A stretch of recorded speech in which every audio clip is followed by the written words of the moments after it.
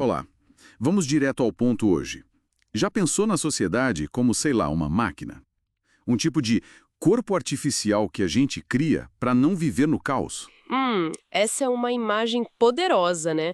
E é bem a cara do Thomas Hobbes e da obra principal dele, o Leviatã. Exato. A ideia aqui é mergulhar um pouco nas ideias dele que a gente encontra nesses textos. Entender por que ele tinha uma visão assim tão sombria da natureza humana. E como isso leva à necessidade de um Estado forte, quase absoluto. Isso. É um papo para quem está começando a explorar filosofia ou só tem curiosidade sobre o Hobbes mesmo. Desvendar esses conceitos-chave. E olha, entender Hobbes é crucial. Ajuda muito a gente a pensar sobre poder, ordem, liberdade, debates que estão aí até hoje, né? Com certeza. Então vamos começar pelo básico. Como é que Hobbes via o ser humano?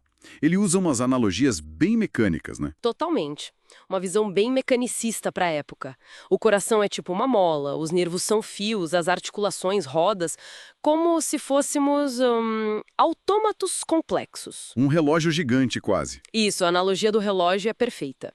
E o que nos move, segundo ele, são forças internas, movimentos.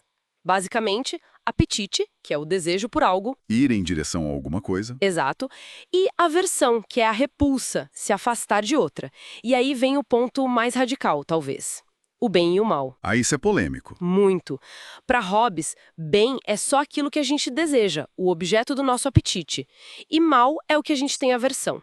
Não tem um bem ou um mal universal, objetivo. É tudo relativo. Relativo ao indivíduo, então. Cada um tem seu bem e mal. Exatamente. Relativo aos nossos desejos e repulsas. Isso, claro, complica muito a convivência, né? Imagino. E além desses impulsos básicos, que outras paixões ele destaca? Lembro de algo sobre poder. Sim, o desejo incessante por poder, que só acaba com a morte, a competição constante por bens, por honra, a desconfiança mútua, todo mundo desconfiando de todo mundo. E o medo, né? O medo parece central. Fundamental. Principalmente o medo da morte violenta. Esse é o grande motor, no fundo. Mas ele fala também da busca pela glória, pela reputação e de uma paixão que ele acha bem humana. A curiosidade, o desejo de saber o porquê das coisas. Interessante esse contraponto da curiosidade. E a razão, a linguagem, qual o papel delas nisso tudo? A razão é como uma calculadora. Ela nos ajuda a prever as consequências das nossas ações, a encontrar os melhores meios para atingir nossos fins, principalmente a autoconservação. Uma ferramenta para navegar nesse mundo de paixões. Isso. E a linguagem é essencial. Permite criar nomes, definições, o que é a base para a ciência, para o conhecimento compartilhado. Mas, e tem um mais importante. Sempre tem um mais com Hobbes, parece. Pois é. Ele alerta muito para o perigo da linguagem. Metáforas, palavras ambíguas, discursos inflamados, tudo isso pode ser usado para enganar, para gerar conflito, ao invés de clareza. Entendi. Então temos essa natureza humana, movida por desejos egoístas, medo, desconfiança, com uma razão calculista e uma linguagem que tanto ajuda quanto atrapalha. O que acontece se a gente colocar todo mundo junto, sem um governo, sem regras impostas? Aí a gente chega no famoso e bem assustador estado de natureza de Hobbes. A guerra de todos contra todos. Exatamente. Bellum omnium contra homines. Se não existe um poder comum para manter o respeito, para impor ordem, a consequência lógica dessa nossa natureza é um estado de guerra constante. Não necessariamente batalha o tempo todo, mas a disposição para ela. Uma insegurança permanente. Total. A vida seria, como ele descreve de forma brutal, solitária, pobre, sórdida, embrutecida e curta. Sem segurança, não tem indústria, não tem cultivo, não tem navegação, não tem conhecimento, não tem sociedade. Só medo contínuo. E o que causa essa guerra? Ele aponta motivos específicos? Aponta três principais. Primeiro, a competição. A gente disputa os mesmos recursos limitados para sobreviver e para ter lucro. Segundo, a desconfiança. Como não posso confiar nos outros, ataco primeiro para garantir minha segurança. A melhor defesa é o ataque, na visão dele. Basicamente. E terceiro, a glória. A busca por reputação, por ser reconhecido, o que leva a conflitos por motivos às vezes triviais, uma palavra, um sorriso diferente. Que cenário! Mas nesse estado, existe algum tipo de direito? Existe o que ele chama de direito de natureza, o jus naturale. É a liberdade que cada um tem de usar o próprio poder do jeito que quiser para preservar a própria vida. Ou seja, nesse estado, tudo é permitido se você julgar necessário para sobreviver. Uma liberdade total, mas que não leva a lugar nenhum, né? Se todo mundo tem direito a tudo, ninguém tem garantia de nada. Exato, é uma liberdade inútil e autodestrutiva na prática. Mas aí entra a razão, de novo. A mesma razão que calcula nos mostra que essa guerra não é boa para ninguém. E ela nos dita certas regras, as leis da natureza, lex naturalis. Que seriam como conselhos racionais para sair dessa situação. São mais que conselhos, são preceitos descobertos pela razão. A primeira e fundamental é: busque a paz e a siga. A segunda deriva dela. Concorde em renunciar ao seu direito a todas as coisas na medida em que os outros também o façam, para garantir a paz. Uma renúncia mútua de direitos. Isso, uma transferência mútua. E a terceira lei fundamental: cumpra os pactos que você fez. Sem isso, os pactos são inúteis e continuamos no estado de guerra. E faz sentido, racionalmente. Buscar a paz, abrir mão de direitos, cumprir acordos. Mas como garantir que todo mundo vai cumprir? Hobbes não parece confiar muito na boa vontade das pessoas. De jeito nenhum. Ele é bem cético. Ele diz que os pactos sem a espada não passam de palavras. Não tem força para obrigar ninguém.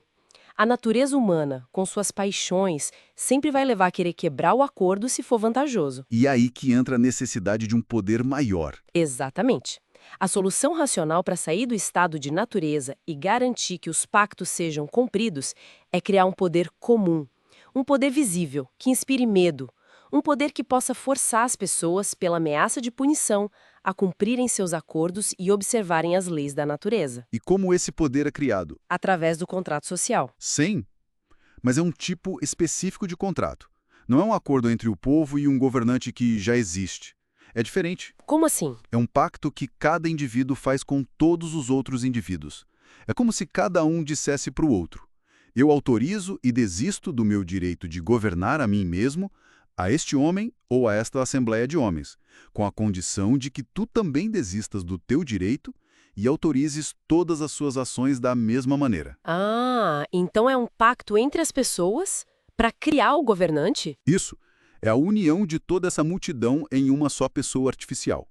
Essa pessoa artificial, que pode ser um rei ou uma assembleia, é o Leviatã, o Estado. O grande monstro bíblico que ele usa como metáfora para o poder do Estado. Exato.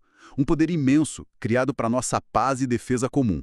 E tem aquele ponto fundamental que você mencionou antes. Sobre sermos autores dos atos do soberano? Isso sempre me deu um nó na cabeça. É a chave para entender a obediência em Hobbes. Se todos nós concordamos em transferir nosso direito de autogoverno para o soberano, então as ações que o soberano toma em nome da paz e da segurança são, na verdade, ações autorizadas por nós mesmos. Então, tecnicamente, o soberano não pode ser injusto com os súditos. Do ponto de vista lógico de Hobbes, não. Porque injustiça seria quebrar um pacto. Mas o soberano não fez pacto nenhum com os súditos. Ele é o resultado do pacto que os súditos fizeram entre si. E como você autorizou as ações dele, reclamar seria como contradizer si mesmo. É um jeito de legitimar um poder bem absoluto. É absoluto mesmo. Quais são as características desse poder soberano? Ele é indivisível, não dá para separar os poderes tipo legislativo, executivo, judiciário, senão eles entram em conflito e volta à guerra. É inalienável, o soberano não pode abrir mão do seu poder. E é absoluto.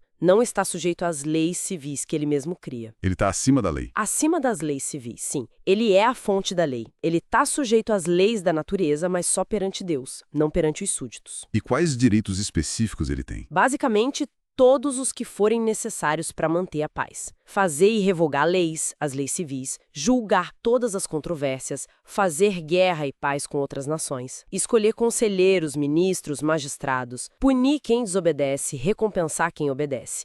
Controlar as opiniões e doutrinas que podem ser ensinadas para evitar a sedição é o maior poder que os homens podem conceber. Uau! E a lei civil, então? Ela se relaciona como com a lei natural? A lei de natureza, buscar a paz, cumprir pactos, existe no estado de natureza, mas só obriga em consciência. Ela só vira lei de verdade, com força de coerção, quando o soberano a transforma em lei civil, com uma punição estabelecida para quem a viola. A lei civil limita a liberdade natural que tínhamos no estado de guerra justamente para garantir a paz. Certo. E no meio disso tudo, o que sobra de liberdade para os súditos? Temos alguma? Temos sim. Hobbes diz que a liberdade do súdito existe naquelas coisas que o soberano não regulamentou por lei. Onde a lei silencia, aí você é livre. Tipo escolher onde morar, o que comer. Exato.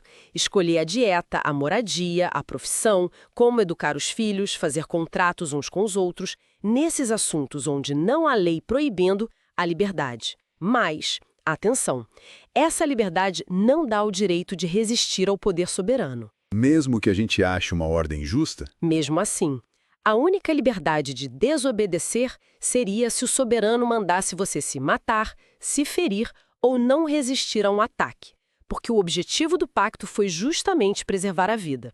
Mas fora isso, a obediência é devida. Para ele, medo e liberdade não são incompatíveis. Você obedece à lei por medo da punição, mas age livremente ao escolher obedecer para evitar o caos. Entendi. É uma lógica bem fechada. Medo e liberdade juntos. É a consequência de partir daquele estado de natureza terrível. Qualquer governo organizado, mesmo absoluto, seria preferível à guerra de todos contra todos. Bom, para a gente ir fechando então. O percurso do pensamento dele é fascinante. Começa com essa análise da natureza humana, movida por paixões, medo, desejo de poder, mas também pela razão. Isso. Essa natureza leva inevitavelmente ao conflito, à guerra, no estado de natureza, onde a vida não vale quase nada. E a saída lógica, racional, é esse pacto, esse contrato social, onde todos transferem seus direitos para um poder central. O Leviatã, um poder soberano e absoluto, que é a única coisa capaz de garantir a paz e a segurança, forçando todo mundo a seguir as regras pelo medo da punição. É uma construção impressionante, mesmo que a gente discorde de partes dela. Com certeza. E nos deixa, acho, com uma questão fundamental para pensar que continua super atual, né? A análise do Hobbes, tão focada na necessidade de ordem para evitar o caos, ela levanta uma pergunta. Qual é o limite? O limite da autoridade. Exato.